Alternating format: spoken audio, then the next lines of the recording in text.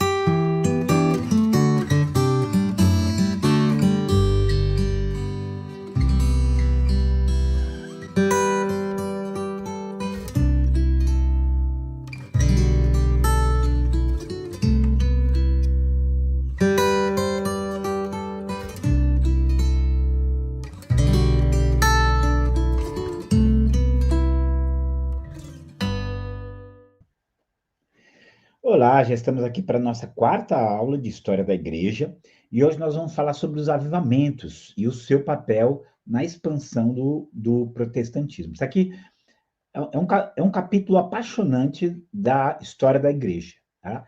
Se a gente pensar que o protestantismo ele tem cerca de 500 anos e pensar até onde ele chegou na sua expansão, na sua influência, no seu peso, realmente é algo admirável. E isso vai ser o resultado de muitos avivamentos, né? E os avivamentos estão muito ligados com missões, com as missões protestantes. Então, nós vamos caminhar um pouquinho dentro dessa direção aí, e, como eu disse, é um capítulo maravilhoso da expansão protestante. Bom, a gente vai começar falando do atraso protestante, porque, como eu disse para vocês na aula passada, o, o, o avanço do catolicismo no século XVI foi muito forte. Né? Vamos lembrar que ele entrou na esteira das conquistas marítimas, os primeiros países a conquistar, né, várias terras foram os portugueses e os espanhóis, que eram fortemente ligados ali ao catolicismo. Então, o século XVI foi o grande século da expansão católica pelo mundo. A expansão protestante ela aconteceria somente a partir do século XIX, assim, de uma forma grande, não é que antes disso não tivesse acontecido, mas de forma grande vai acontecer a partir do século XIX. Mas por que aconteceu esse atraso do protestantismo? Então, vamos lá. O protestantismo nasce oficialmente no início do século XVI, 1517. Somente no final do século XVIII e início do século XIX, os protestantes intensificam sua expansão missionária. Qual a razão dessa demora? Então, eu queria falar aqui alguns pontos. Eu vou procurar ser breve em alguns assuntos, porque temos muita coisa para tratar. É uma era muito intensa da igreja, né? Então, vamos lá. Primeira, maturidade da igreja protestante. Ela é algo nascente. Mesmo que ela não... A ruptura dela com a história cristã anterior não é uma ruptura plena, tá? Ela não começou um novo cristianismo, ela apenas focou naqueles pontos que são o verdadeiro cristianismo, né? Que nós vimos ali nos 5 solas, mas ela era, como instituição, algo novo. Então, ela ainda não tinha essa percepção, esse impulso missionário que ela precisava. Tinha controvérsias demais, é óbvio. A partir do momento em que você defende a livre interpretação das escrituras, você começa a ter correntes diferentes. Você viu ali calvinismo, luteranismo, os anabatistas, o próprio anglicanismo, que eram correntes diferentes e outras mais vão surgindo aí ao longo do tempo. Então, essas muitas controvérsias, às vezes, elas impediam a igreja protestante de focar na expansão, tentando resolver seus debates internos, né? Terceiro, o fim do monasticismo.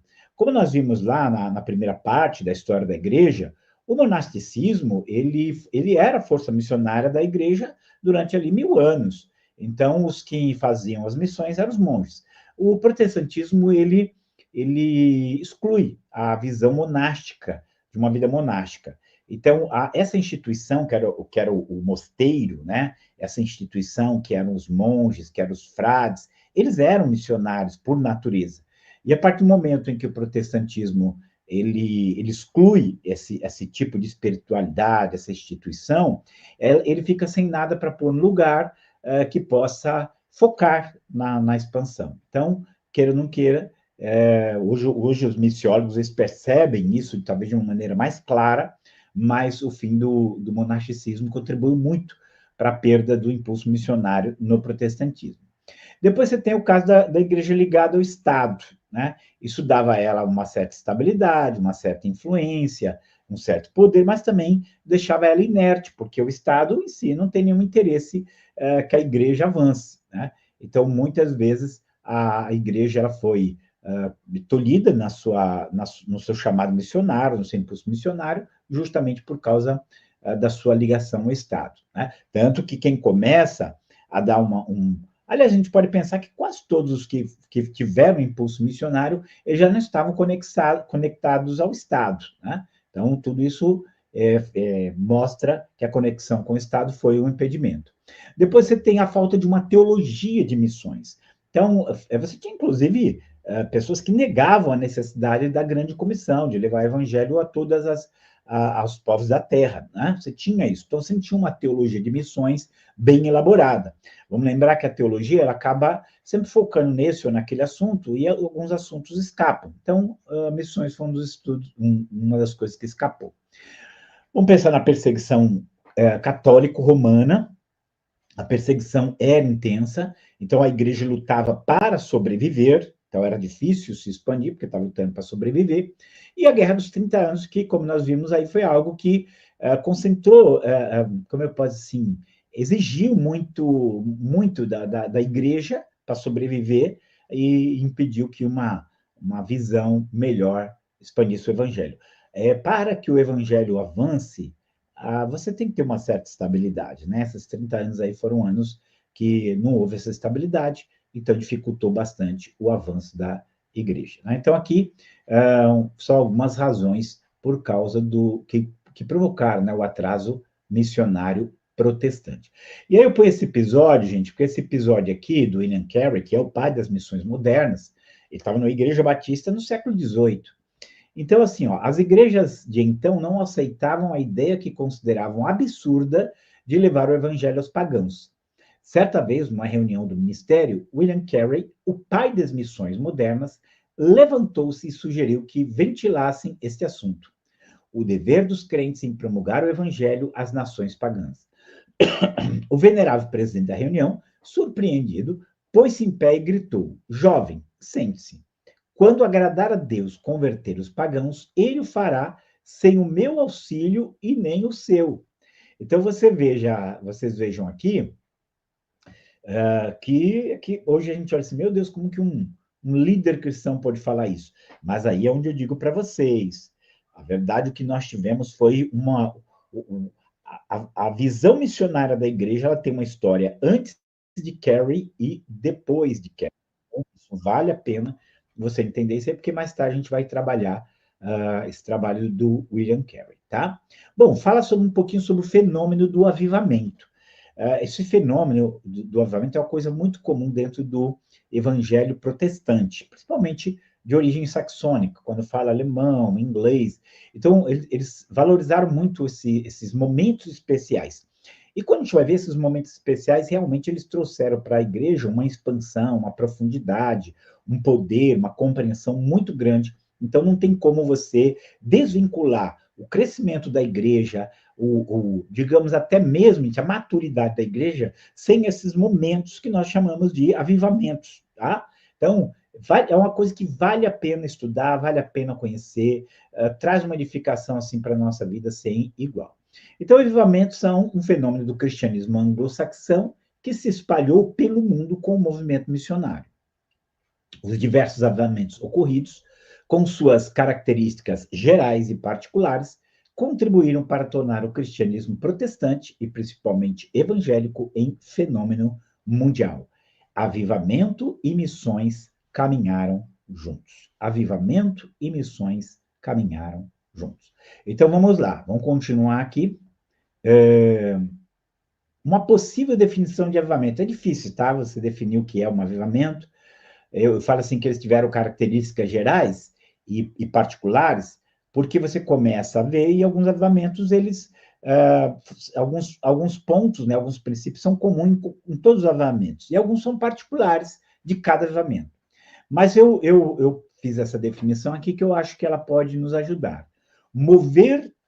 É o mover do Espírito Santo, né? O que é um avivamento? É um mover do Espírito Santo de forma não comum. Por que não comum? Porque o Espírito Santo ele sempre vai se mover na igreja. Se é igreja, o Espírito de Deus se move. Né? Se é uma igreja de Cristo, o Espírito de Deus habita e se move dentro dela. Pode ser a igreja que aparentemente você olha assim, é mais apagadinha, mas o Espírito está se movendo lá. Agora, nos avivamentos, há um mover fora do comum, que vai fortalecendo a igreja nos seus aspectos qualitativo e quantitativo.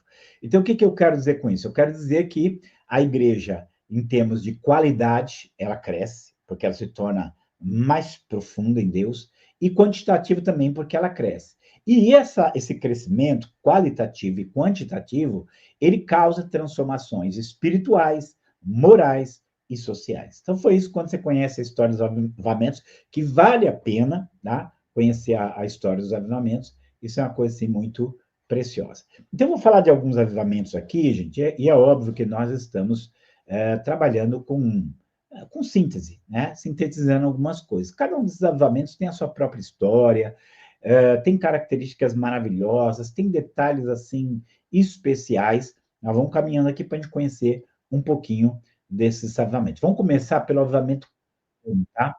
Eu até diria, gente, que... Porque uma coisa a gente pensar, a Reforma Protestante, ela não foi um avivamento, tá?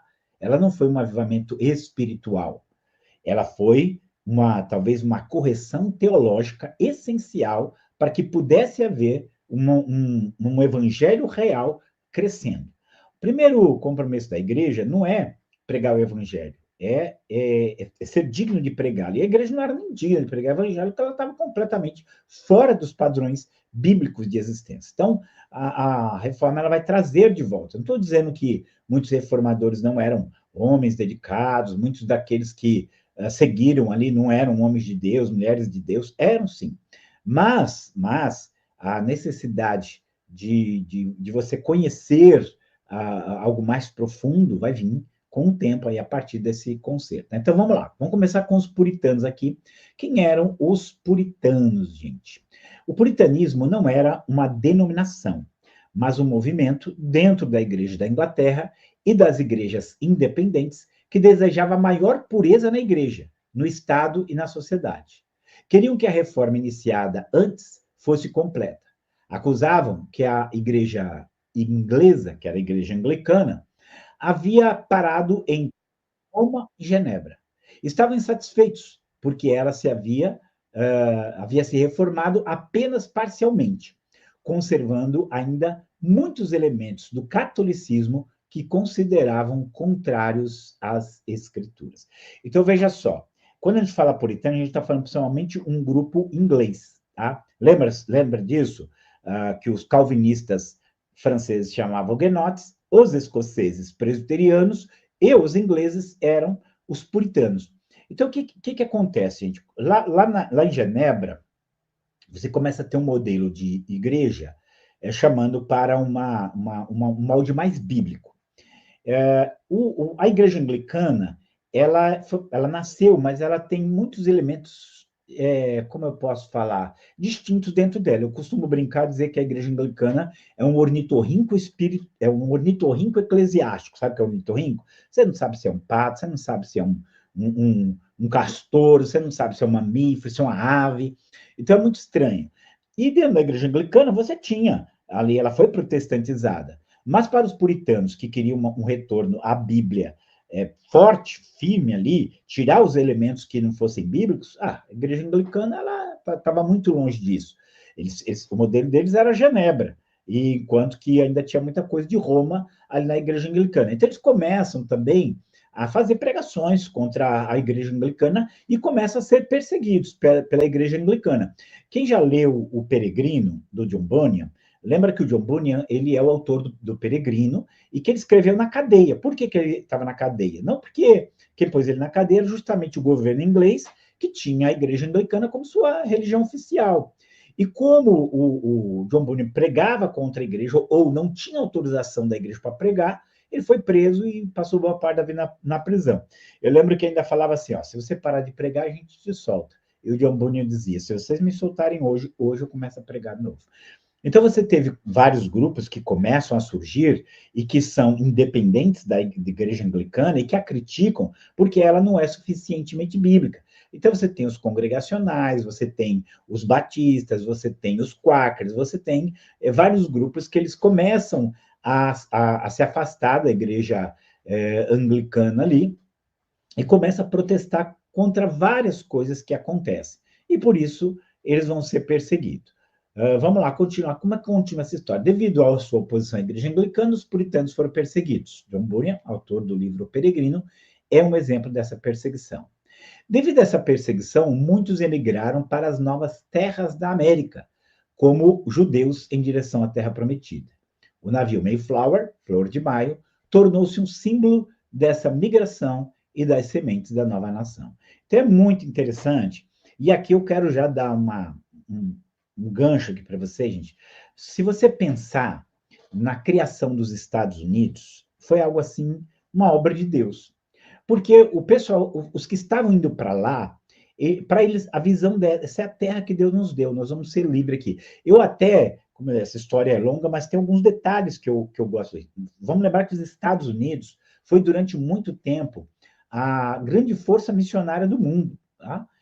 Pelo menos em termos até de sustento, mais de 50% dos recursos missionários veio de lá. Foi uma nação que não só foi próspera, mas uma nação que também ela contribuiu muito para a propagação do evangelho no mundo. Nós vivemos numa época em que você tem, dentro da cultura, dentro do discurso acadêmico, uma crítica americana muito forte. Então, às vezes, se perde o que houve de positivo. Então, vale a pena. Aí, ó, eu até fiz questão de trazer aqui, selecionar algumas partes, mas trazer aqui o pacto do Mayflower, porque só esse pacto do Mayflower já mostra o que eles tinham no coração. O Mayflower não são todos os, nós vamos ver assim, não são todos os que foram para lá. O Mayflower era um navio com um número ali limitado de pessoas indo fundar uma colônia. Foram muitos outros, mas Mayflower permanece como essa síntese, né, do que eles representavam. Então está aqui, ó, reunidos ainda no navio, 41 homens assinaram o Pacto de Mayflower. Nesse pacto, concordaram em que assumiriam a nova colônia para a glória de Deus e para a propagação do cristianismo. Deu para você ver aqui, gente? Eles estão em formar uma colônia, e qual é o foco deles? Nesse pacto, concordavam que assumiriam a nova colônia para a glória de Deus e para a propagação do cristianismo. Então, já havia um coração missionário aqui, já havia uma busca da glória de Deus aqui.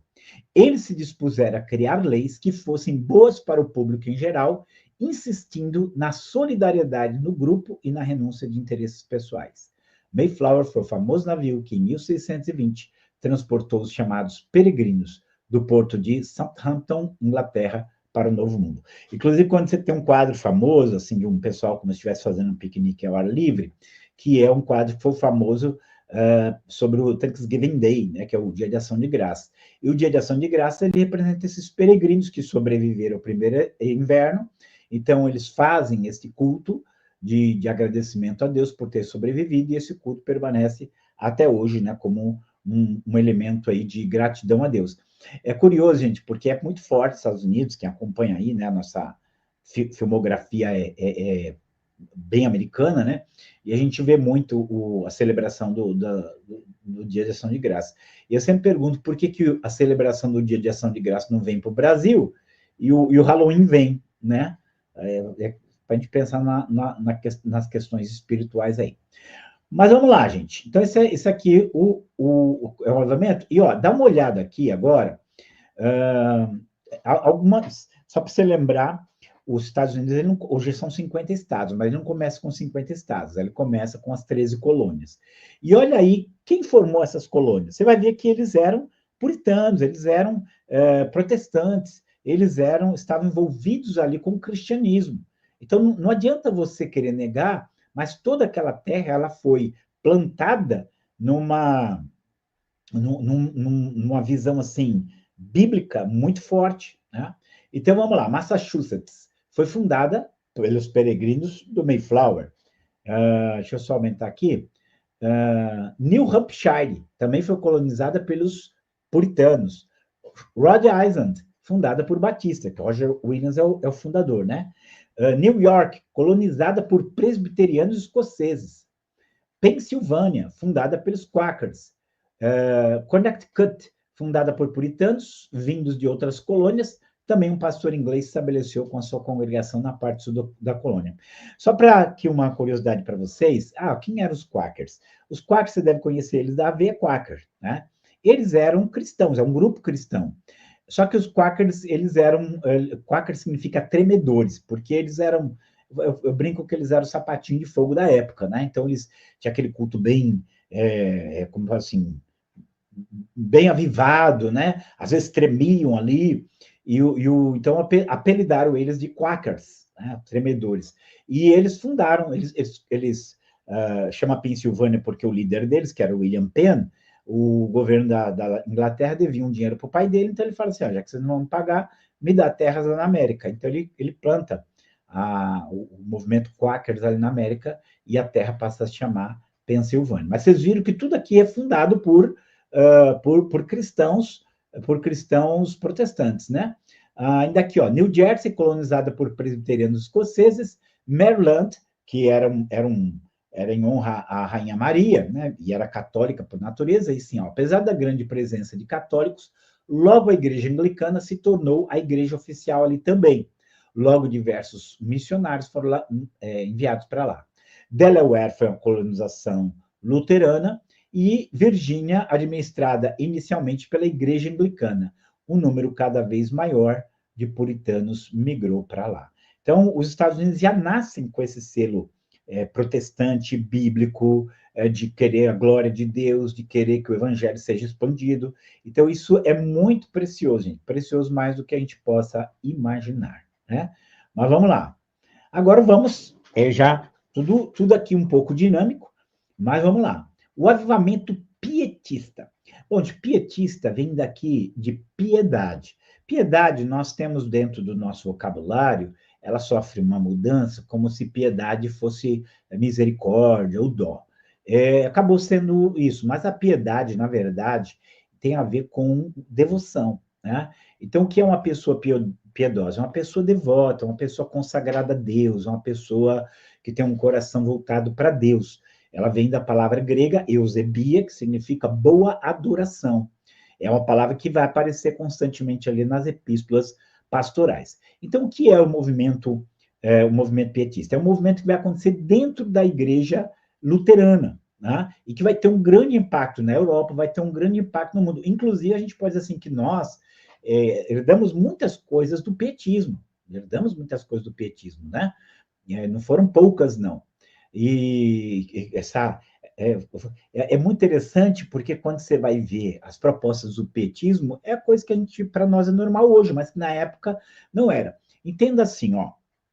Lembra que eu tenho repetido aqui para vocês que ao se tornar a religião oficial, a igreja oficial de alguns países, todo mundo que nascia na Alemanha era luterano. E depois, pensando, todo mundo que nascia Suécia, Finlândia, Dinamarca, Noruega, tudo era luterano. Todo mundo que nascia na Holanda era reformado, todo mundo que nascia na Inglaterra era anglicano, todo mundo que nascia nos cantões, certos cantões suíços, eram reformados. Mas o que acontece? Então, era aquele protestantismo nominal. As pessoas não viviam uma vida com Deus, né? Aqui a gente conhece bem, hoje talvez menos, mas quanta gente que se dizia católico, ainda hoje, né, que se diz católico, ele não é nada. Na prática, ele não é nada. Então, naquela época, as pessoas não eram nada. Assim, se todo mundo era cristão, ninguém era, porque não tinha uma vida realmente consagrada a Deus. E o pietismo é esse movimento que acontece dentro da igreja luterana, chamando as pessoas para uma vida com Deus. Vocês têm que viver uma vida com Deus. Então, vamos lá, né? Falar um pouquinho desse movimento. O pietismo foi um movimento que surgiu no luteranismo alemão no século XVII, enfatizando a experiência individual e a vida cristã santa, em detrimento da ênfase doutrinária e institucional. Então, veja só, lembra que eu falei para vocês aqui no comecinho, que a reforma protestante ela foi mais doutrinária, ela foi mais teológica, né?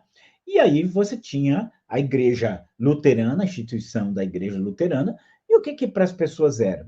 Eu sou da igreja luterana, ela tem um credo, eu creio nesse credo, né? E o pietismo ele vai se incomodar com isso. Ele vai chamar as pessoas para uma experiência, para realmente viver uma vida cristã. Essa o grande impacto, viver uma vida cristã. Não simplesmente pertencer a uma igreja, não simplesmente concordar com certas verdades teológicas. Porque a pessoa crescia nesses países, gente, ele na escola, ele aprendia o credo, ele aprendia as confissões de fé, ele estudava aquilo, ele sabia aquilo, mas experimentar a vida cristã já era outra coisa. E aí o pietismo surgiu como uma reação à percepção de que o luteranismo oficial havia se tornado demasiadamente formal e dogmático, negligenciando a dimensão pessoal da vida cristã. Então, que enfoque que vai ter esse movimento pietista? Valorizava a experiência pessoal, fé, conversão, santificação, em vez apenas de uma adesão formal e doutrinária. Assim, digamos assim, que a grande mensagem sobre o novo nascimento, ela está lá no pietismo. Quando Jesus diz lá em João 3,7, importa-vos nascer de novo. Então, era aquilo, você tem que nascer de novo. Você tem que ter a experiência da conversão. Você tem que ter um coração realmente voltado para Deus. Não vale só você conhecer os credos, concordar com eles, se batizar, se crismar, porque crismava, participar ali da ceia, não é isso. Alguma coisa tem que mudar dentro de você, né? Então, esse era o chamado do pietismo. Uma vida realmente conectada com Deus. E a importância de uma vida cristã santa. O movimento enfatizava a importância de viver a vida cristã prática e santa, com ênfase na prática devocional, no estudo da Bíblia e oração. Então, gente, fala assim, não tinha nada, ali era comum, a pessoa era um luterano e estava na prostituição, estava bebendo, ia na igreja uma vez por ano, quando desce na teia, né? Era tudo nominal.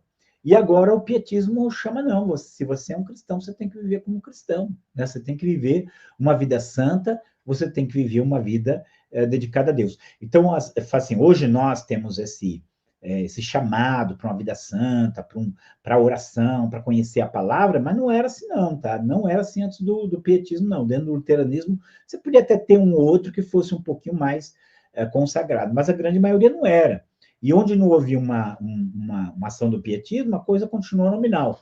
Só que abrir um parênteses aqui, você sabe que no Rio Grande do Sul, a colonização luterana acontece ali no século XIX, mas era aquilo que se chamava de um luteranismo de imigração. Então, eu lembro que eles transplantaram a igreja da Alemanha, da Suíça, para o Rio Grande do Sul, né? E eles não gostavam de pastores que fossem muito santos, pastores que fossem muito exigentes, com uma vida regrada, chamando eles para uma vida de santidade. Eles, quando vinha pastor assim muito santo, cobrasse muito a vida santa deles, não gostavam, porque eles gostavam do pastor que acabou o culto, eles iam ter baile, eles iam tomar cerveja, eles iam dançar, né? E aí é o que eles gostavam, não gostavam do pastores. Então você tinha, dentro do luteranismo, grupos ali que não eram pietistas, que eram normais, né? Que eram, como eu falo assim, nominais, melhor dizendo. Redução da ênfase nos dogmas e confissões. O pietismo buscou uma abordagem mais subjetiva e menos formal da fé, dando menos importância às doutrinas e mais importância à experiência pessoal. Aqui, gente, a gente tem que fazer um jus, tá? Eles eram estudiosos, inclusive os homens que foram os principais líderes do movimento pietista, eles eram homens muito cultos e muito capazes teologicamente. Então, não era que eles rejeitassem a teologia em si, é o que eles entendiam que o mero estudo da teologia, se não resultasse numa vida voltada para Deus, não tinha nenhum efeito. Então, é óbvio que o aprendizado da teologia é só uma parte no processo. Eu falo assim que um dos livros que mais influenciaram a minha vida era o Imitação de Cristo, e ele falava de que adianta eu saber discorrer profundamente sobre a Trindade se eu não sou humilde, e assim eu ofendo a própria Trindade. Eu prefiro ter o arrependimento do que só saber a sua definição. Então, esse era o chamado. Inclusive, o pietismo foi muito influenciado pela Imitação de Cristo, né? Esse livro que eu falo aqui.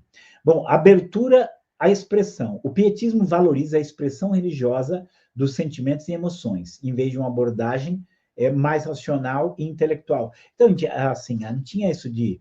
É muito da, como eu posso dizer, do caráter saxônico, aquela coisa mais séria, aquela coisa mais racional, aquela coisa mais intelectual. E aí, o que os pietistas começaram a dizer? Não, você pode chorar na presença de Deus, se emocionar na presença de Deus, sentir o impacto da presença de Deus. Então, ele estava chamando para que a igreja não fosse apenas um monte de gente intelectuada, racional, que concordasse com determinadas coisas. Não estava chamando para irracionalidade, não estava fazendo um convite para uma negação do intelecto, mas estava fazendo um chamado para o homem todo, com seu intelecto, com suas emoções, com a sua vontade, ele fazendo essa adoração ao Senhor. Olha só quanta coisa, gente. Vou me deter aqui, inclusive, um pouquinho mais com o movimento pietista, porque ele vai influenciar outros que vêm depois, tá? Então, o movimento pietista ele foi muito, muito precioso em vários aspectos. Vamos lá. O pietismo influenciou o surgimento de diversos movimentos religiosos, como o metodismo, o movimento da santidade e o evangelicalismo. Nós vamos ver o metodismo, tá? O movimento Holiness, só para você saber, é o movimento que vai dar origem, em parte também, tanto o metodista como o Holiness, que é a santidade, ele vai influenciar o movimento pentecostal, tá? E o evangelicalismo, aqui, esse protestantismo que busca uma conexão forte com Deus. A ênfase na experiência individual e na vida cristã santa inspirou movimentos que enfatizaram a espiritualidade e a prática religiosa. Então, orar, ler a Bíblia, se consagrar, jejuar, tudo isso é resultado do pietismo, desse chamado a essa vida devota, que não fica só dentro da igreja luterana, ela vai influenciar fora da igreja luterana. Então, que, aliás, os próprios fundadores, gente, eles não tinham essa ideia de algo fechado dentro da igreja luterana, mas que o cristão tinha que viver. E também dentro da algumas teologias não muito boas foram influenciados, como é o caso da teologia liberal, do Schleiermacher, não por culpa do pietismo, mas por culpa de uma falsa interpretação, né? E a própria filosofia do Immanuel Kant, mas só que não precisa se preocupar muito com isso agora, mas para vocês terem uma visão geral. Bom, esses dois, gente, vão ser muito impactantes. O Philip Jacob Spener, e o August Hermann Frank. Então, esses dois, gente, vão ser os líderes do movimento pietista. O Spener, ele vai publicar esse livro, Pia Desideria.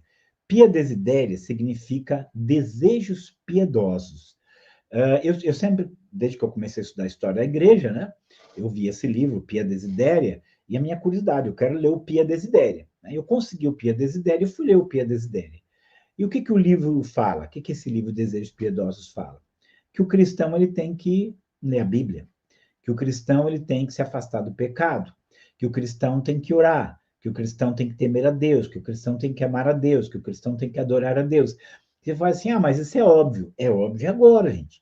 Mas esse livro ele é um marco divisor na história espiritual, na prática espiritual dos cristãos. Tá? Hoje você tem certas críticas ao movimento petista, e sempre vai ter, né? Mas o fato é que ele chamou os cristãos para uma vida devota a Deus que eles não tinham. Eles tinham um nome de quem... Sabe quando, lá na igreja de Sardes, né, que é a quarta, né? Quarta?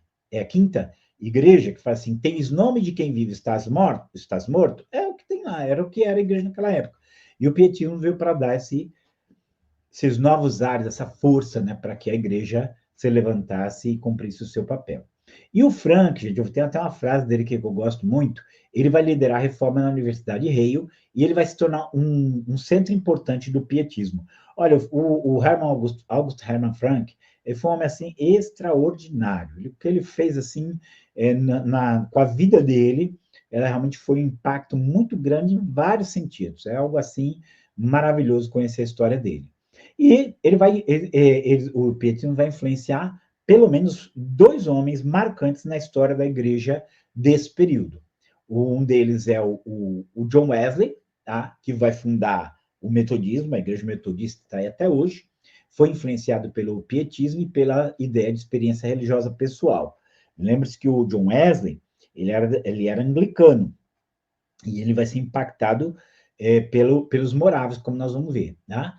Então, de alguma maneira, tinha uma influência de... Aliás, a mãe dele já tinha essa influência pietista, né? E o Nicolau, que era o conde Ludwig Nikolaus von Zinzendorf, ele era um conde, e que foi o líder do movimento morável, que nós vamos ver, assim, o impacto que o avivamento morável teve no mundo, né? E isso vai começar aí com o Zinzendorf.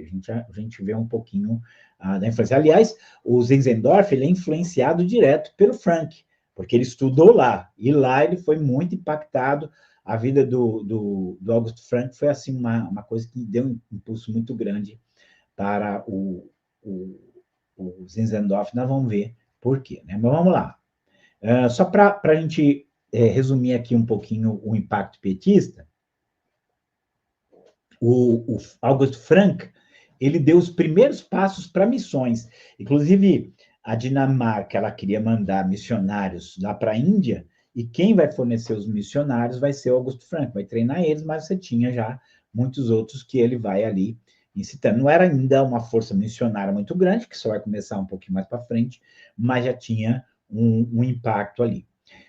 Criou a primeira escola para professores. Isso aqui, gente, para você entender assim, que ele se preocupou com a pessoa como um todo. Então, ele vai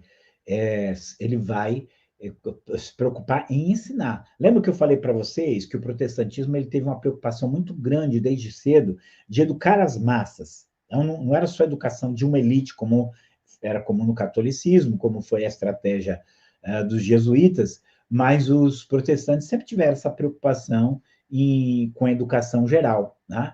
Coisa que você não vai encontrar aí em outros, né, vamos falar assim, em outros segmentos, né? Mas o protestantismo teve essa preocupação e aqui o Frank ele vai representar bem isso.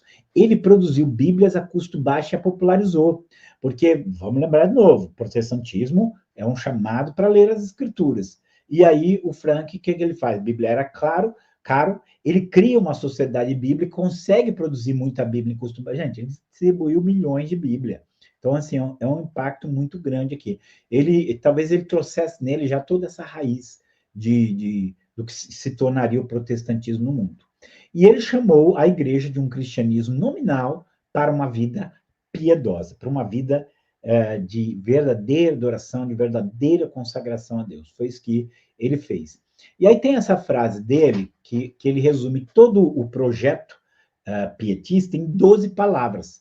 Então, eu até falo, isso aqui era algo que deveria estar bem marcado aí para muitos, né? Uma vida transformada, uma igreja reavivada, uma nação reformada, um mundo evangelizado. Então, você vê assim que ele começa do indivíduo, uma vida transformada, porque o indivíduo diante de Deus talvez seja o cerne aí da visão protestante, da visão pietista, né? Uma igreja reavivada, então, essa pessoa transformada, ela vai produzir uma igreja reavivada. Essa igreja reavivada vai trazer uma transformação para a nação, que é aí uma nação reformada. E, por fim, o resultado disso é um mundo evangelizado. Então, por aqui a gente tem assim o impacto que ele teve, né? Então, acho que a gente precisa entender o seguinte: hoje nós colhemos o fruto, né? Estamos estudando a história da igreja aqui, e hoje nós estamos colhendo o fruto do que Deus fez lá no passado através de muita gente. Assim como muitos colherão fruto daquilo que nós estamos fazendo hoje, daquilo que nós realizamos hoje. Então, é óbvio que você não enxerga, talvez você não consegue entender aquilo que vem lá na frente. Você é resultado de outros que serviram a Deus. E você também vai ser a causa de muita gente que lá na frente vai fazer grandes coisas para a glória de Deus. Então, a gente tem que ter essa visão constante aí, né? Mas vamos lá, que a gente vai agora falar um pouquinho sobre o avivamento morávio, tá?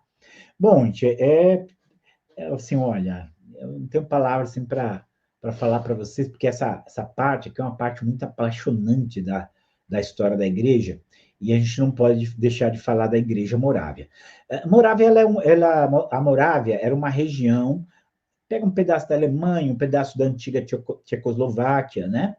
E esse avivamento morável, não tem como você estudar a história da igreja, história dos avivamentos, história de missões, sem passar pelos moráveis, tá? Porque às vezes é morável, às vezes aparece como moraviano, mas é assim, fantástico. Então eu quero começar com a história do conde Ludwig von Zinzendorf, né? Nikolaus Ludwig von Zinzendorf.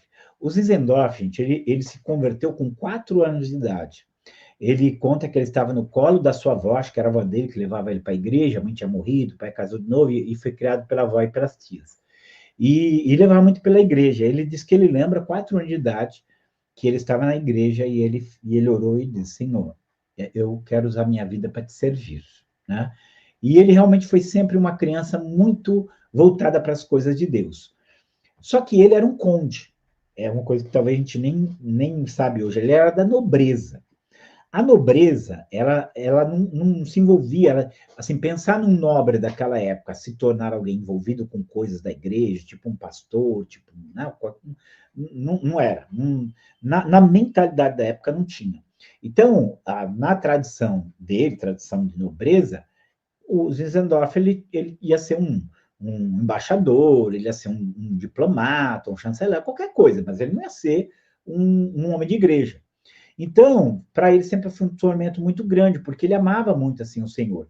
Inclusive, como eu disse, ele vai estudar lá em Rio com o Augusto Frank. Lá ele é mais ainda trabalhado para servir ao Senhor, o desejo dele era servir ao Senhor.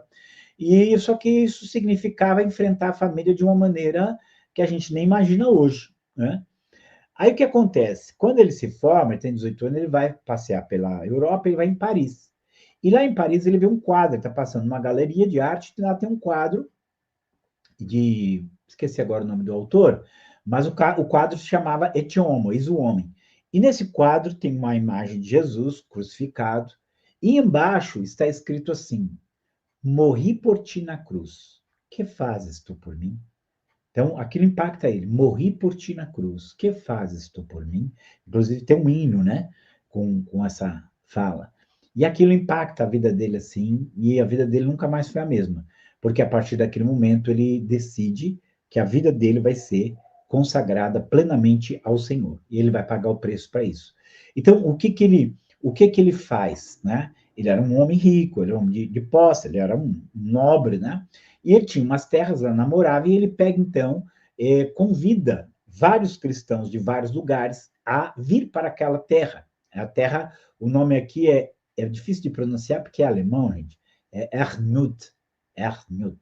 Então, em Ernut, é algo assim como vigia do Senhor, sob os olhos do Senhor, ele forma uma comunidade com cristãos que estavam sendo perseguidos em várias partes do mundo, né? Então, os cristãos são perseguidos, olha, você que está sendo perseguido, vem para cá. Então, eles vêm para lá, para essas terras, eles ganham essas terras, eles começam a plantar, eles começam a produzir, eles começam a vender, cria-se uma comunidade ali. Só que o que acontece? À medida que essa comunidade ela vai se desenvolvendo, você tem cristãos de várias orientações evangélicas diferentes. Como se hoje você tivesse, não eram essa, mas batista, presbiteriano, metodista, tudo junto ali, né?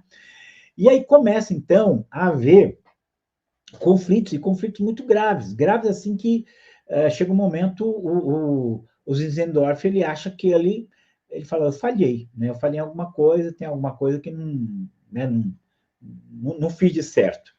E aí, então, ele começa, o que eu faço, Deus? Ele começa a orar, aí ele começa a chamar os membros da comunidade para orarem com ele, e começa a orar, e Deus vai quebrantando os corações, Deus vai mudando o coração deles, e aí eles começam a orar por eles mesmos, eu começo a mandar um avivamento ali, conta-se, inclusive, que crianças, jovens, começam a orar, Deus manda o quebrantamento, e aí, no dia 13 de agosto de 1727, eles falam que foi o dia em que o Espírito veio para Ernut.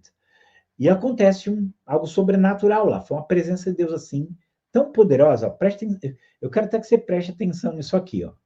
Foi um impacto tão poderoso, mas tão poderoso, que naquele dia eles começam uma vigília de oração.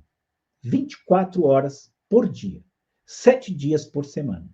Então, começa uma vigília de oração contínua, a partir do dia 13 de agosto de 1727, e ali em Ernut, aquela comunidade começa a orar 24 horas por dia, 7 dias por semana. Durante essa vigília de oração, durou 100 anos. Durante 100 anos, você tinha oração contínua lá em Ernut, de dia e de noite. Então, pensa no impacto disso no mundo. Não vou nem falar, gente, a comunidade de Ernut nunca foi muito grande, mas o impacto que isso teve foi muito grande. Porque aí eles começam a orar e avivamento e tudo. E aí, então, pouco depois, alguns anos depois, o Zinzendorf, ele tem o primeiro contato dele com o trabalho missionário, e aí, então, ele resolve investir em missões. E olha, os moravianos se entregam para missões. E para vocês terem uma ideia, né? E a Igreja Morávia, em 20 anos, mandou mais missionários para o mundo do que todas as igrejas protestantes juntos já tinham mandado em 200 anos. Em 20 anos, eles mandaram mais do que todas as igrejas juntas em 200 anos. Então, eles chegavam a se vender como escravos para poder fazer missões. Só para você ter ideia. Chegaram a se vender como escravos para poder fazer missões. Realmente, assim, eles impactaram, eles foram para lugares, foram evangelizar os esquimós, eles foram evangelizar judeus na Holanda, eles foram para o Alasca, Groenlândia, África do Sul, inclusive eles caíram na mão da Inquisição católica, hein? E assim, olha, o trabalho deles assim, vale a pena, às vezes, conhecer com detalhes, porque realmente eles deram a vida deles com missões. Dizem que tinha época, não vou lembrar o número exato aqui, mas tinha uma época assim que mais ou menos assim, a cada 30 membros que a igreja tinha, um era missionário. Eu até brinco com meus alunos, porque eles eram inclusive, exortados assim, não casa, se dedique a missões, né? Não casa, se dedique a missões. E às vezes alguns falam, não, mas eu quero casar antes de ir para missões. Então eles casavam por sorteio. Não perder tempo de quem orava lá, orava a Deus e casava por sorteio. Então foi uma entrega, assim, muito grande. Eles eram como um termo que a gente usa hoje em missões, que é o fazedores de tendas, e eles iam e faziam tendas, né? Ou seja, trabalhar para pagar as missões. Então eles iam, se misturavam com o povo, e eles foram aí, onde você imaginar, os moráveis foram levando. E não é só isso, depois nós vamos ver mais, eles tinham uma famosa frase, né? O cordeiro venceu, vamos segui-lo. Então eles tinham essa famosa frase. Assim, o intuito deles, a coisa deles era, o evangelho tem que chegar a todas as nações. E eles crescem muito, espalham pelo mundo, e eles inspiram muita gente. Né? Eu vou até falar assim, eu morei 17 anos no Vale da Bênção. E o Vale da Bênção, ele é um lugar inspirado muita coisa nos moravianos. Lá tem um centro de oração, que tem oração 24 horas por dia, justamente inspirado nos moravianos, né? Inspirado nos moravianos. Então, é uma coisa assim muito forte, muito especial mesmo, o que os moravianos trouxeram para o mundo. E nós vamos ver que até mesmo o grande, digamos assim, inspirador de missões, que vai ser o William Carey, também vai ser inspirado pelos moravianos. Embora os moravianos, gente, eu brinco também que eles foram o sapatinho de fogo da sua época também, né? Eles eram muito avivados. E eu lembro da história, assim, que você tem o primeiro missionário que vai evangelizar os esquimós na Groenlândia, ele era luterano, então ele era aquela coisa bem assim, metódica, né? Às vezes bem racional, então ele não conseguiu fazer muito. Quando chegam os moravianos lá, no lugar onde ele morava, agora me foge o nome dele, mas quando ele chega lá, os moravianos convertem todo mundo se converteu, e ele ficou até triste com isso, porque estava lá tanto tempo e não tinha conseguido aquilo.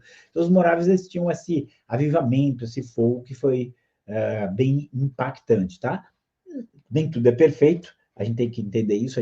Quando os moráveis tiveram problemas, né, às vezes até por causa dessa entrega grande deles, às vezes uma espiritualidade até meio mórbida, mas eles foram inspiradores de missões para o mundo, você pode ter certeza que eles foram.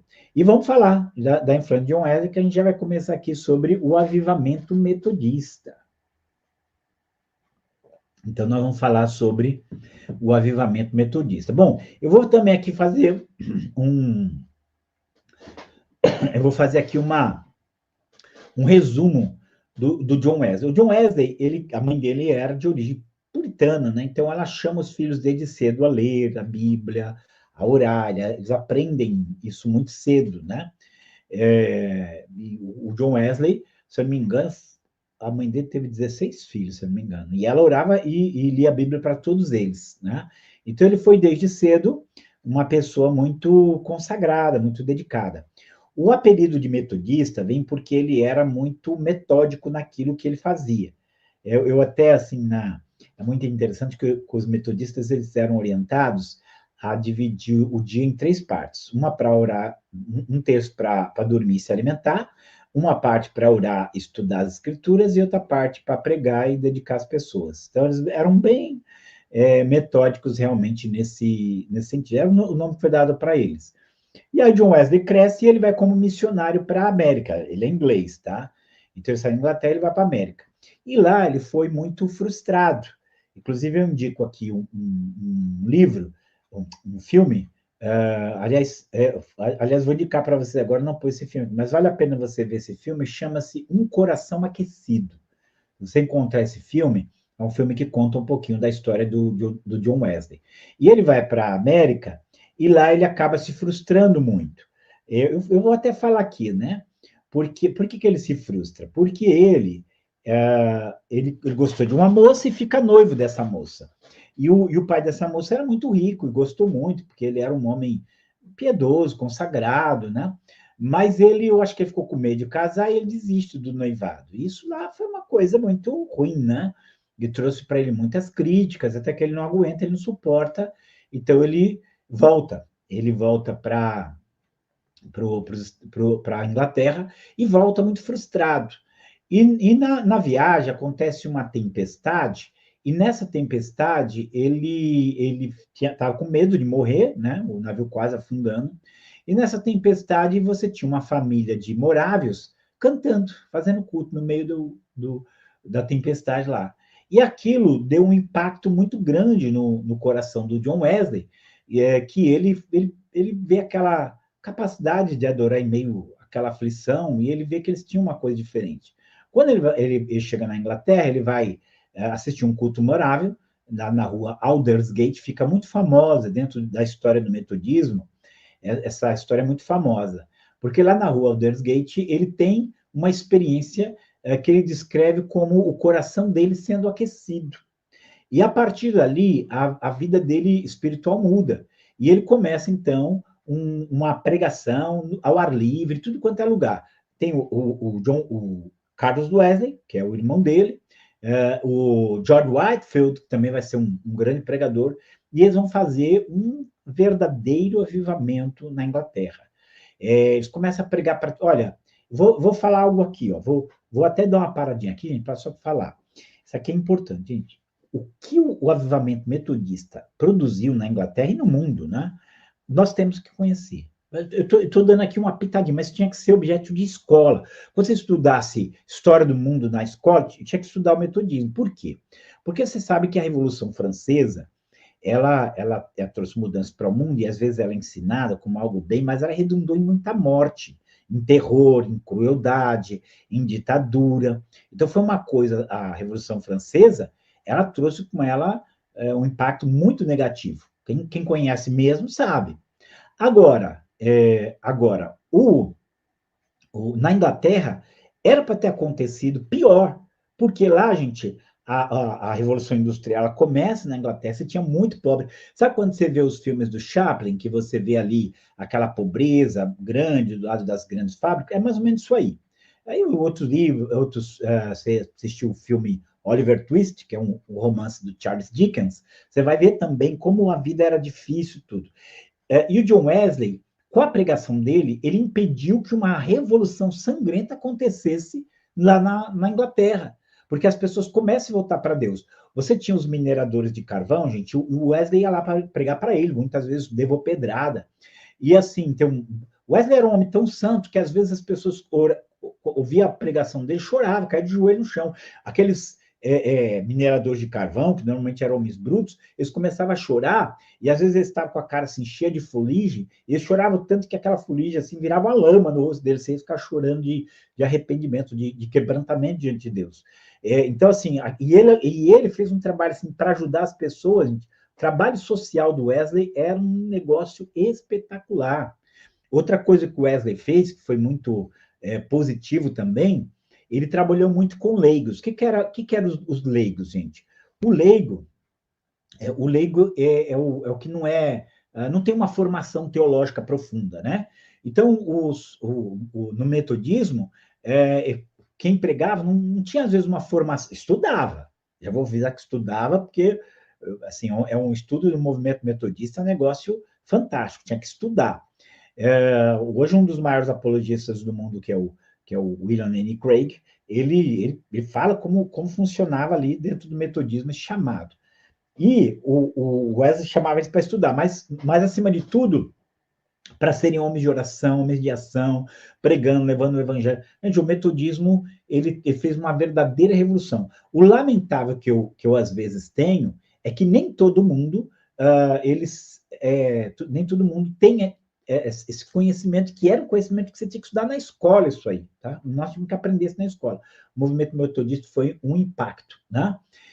E aí a gente pensar um dos nomes também nesse processo todo, que é o George Whitefield. George Whitefield foi um grande evangelista do passado. Para você ter ideia, todos eles, o Carlos Wesley, John Wesley, o Whitefield, eles não tinha lugar para eles pregarem, assim, num lugar fechado, porque as pessoas que vinham ouvi-lo não cabiam. Então, eles sempre pregavam ao ar livre. O que também aconteceu com o tempo? Aconteceu com o tempo o que aconteceu muitas vezes na história da igreja. O John Wesley, ele era um anglicano. John Wesley, ele era um bispo anglicano, da igreja anglicana. Ele nunca quis sair da igreja anglicana, só que expulsaram ele. Chegou uma hora e falou, não, você está fazendo muito barulho aqui, está fazendo muita bagunça aqui, e acabou que expulsaram John Wesley. E não adiantou nada, o movimento cresceu, o metodismo cresceu, se espalhou, né? E foi um movimento assim impactante no mundo. Até hoje você tem a igreja metodista aí, alguns talvez já mais frios, mas outros movimentos foram renovados, estão aí num impacto muito grande. E eles eram muito criticados, porque também eles eram os grandes avivalistas da época, dos movimentos muito fortes na época ali, de grande impacto. Inclusive, gente, nós não vamos ter tempo de discutir, porque a igreja se multiplicou, né? Mas o Exército de Salvação, não sei se vocês conhecem, o Exército de Salvação, que hoje é uma das maiores instituições filantrópicas do mundo, já foi a maior, mas não sei se hoje tem maiores, né? O William Booth, que é o fundador, ele era da igreja metodista também. Então, todos eles vão ter esse impacto, não só impacto espiritual, porque eles eram muito avivalistas, eles tinham muito isso do pietismo, né? Trouxe muito do pietismo com eles, mas também muito do trabalho social que o Wesley produziu, né?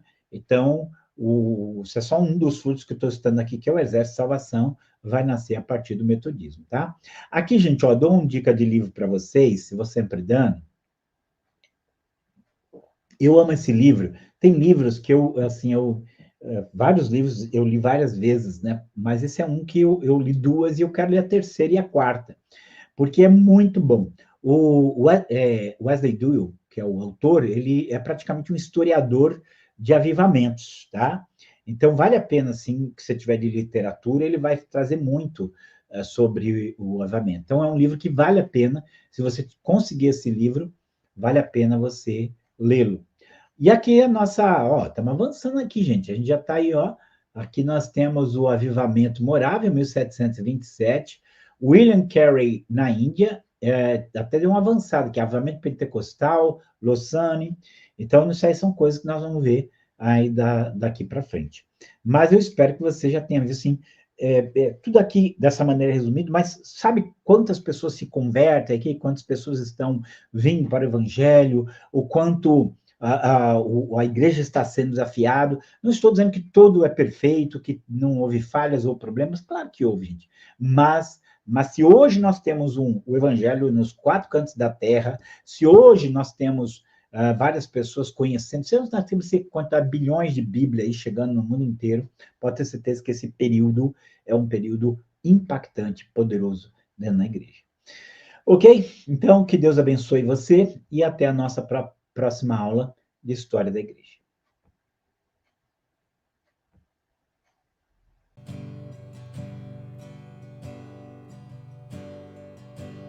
Precioso Jesus,